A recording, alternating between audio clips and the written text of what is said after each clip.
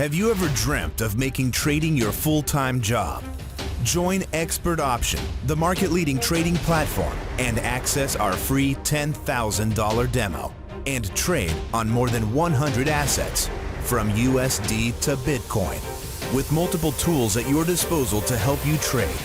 Register an account now by visiting Expert Option.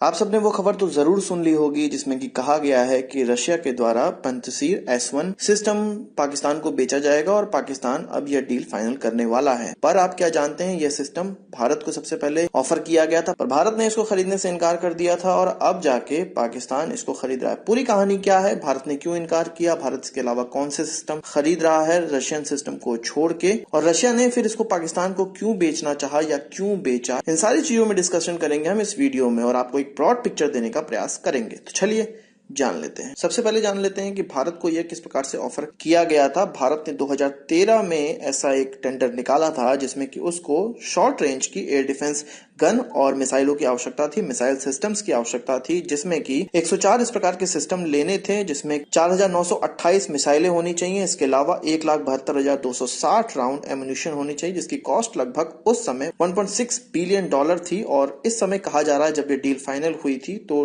$2.3 billion में ये पूरी डील फाइनल हुई थी, जो कि हमने साउथ कोरिया के साथ डील पूरी कंप्लीट की। पर जिस समय टेंडर निकला था 2013 में, उस समय भारत को 3 कंपनियों ने अपने अपने टेंडर सौंपे थे, अपने अपने प्रोडक्ट ऑफर किए थे और 2015 के बाद इसका इवैल्यूएशन स्टार्ट किया गया। उसमें से जो रशिया के द्वारा 2 सिस्टम हमें दिखाए गए थे वो अल्माज आंते का तुंगस्का सिस्टम था, इसके अलावा KBP टुला का पंतसीर सिस्टम था। इसके अलावा हमें साउथ कोरिया के द्वारा हाइब्रिड बियो सिस्टम ऑफर किया गया। जैसा कि मैंने आपको बताया कि 2015 से लेकर 2017 तक काफी अच्छे तरीके से भारत ने इन तीनों सिस्टम को चेक किया, इन तीनों सिस्टम में क्या क्या क्वालिटीज है इनको जानने का प्रयास किया और उनकी जो रिक्वायरमेंट थी उस पर इवेल्युएट किया। इसके बाद उन्होंने साउथ कोरिया की जो हनवा डिफेंस सिस्टम का बियो सिस्टम था उसको सेलेक्ट कर लिया। इसके लिए रशिया ने अपना विरोध भी दर्ज कराया था पिछले ही साल दिसंबर में और उनका कहना था कि इवैल्यूएशन में गलती की गई है और जानबूझ के साउथ कोरिया की कंपनी को यह कॉन्ट्रैक्ट दिया गया। भारत जिस कंपनी को इसका कॉन्ट्रैक्ट देना चाहता था उसको पूरा का पूरा मेंटेनेंस और ट्रांसफर ऑफ टेक्नोलॉजी भी करना था। ऑर्डिनेंस फैक्ट्री बोर्ड को इसके अलावा यह 350 राउंड पर सेकेंड फायर करने वाली होनी चाहिए।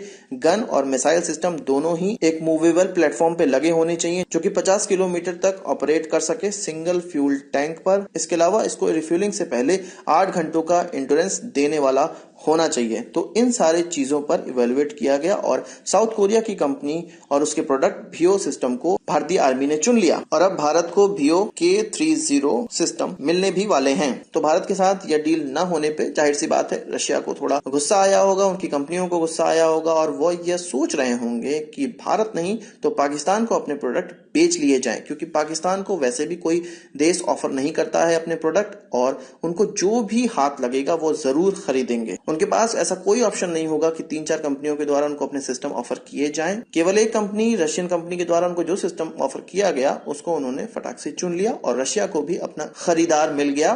भारत नहीं तो पाकिस्तान सही, पैसे तो कहीं ना कहीं से आने ही चाहिए। कई जानकारों का यह मानना है कि भारत ने जो डिसीजन लिया वो इस कारण से लिया क्योंकि उनका पंतसीर सिस्टम है वो सीरिया में बुरी तरह से डिफीट हो चुका है। इसको कई बार इजरायली फाइटर जेट ने उड़ाया है।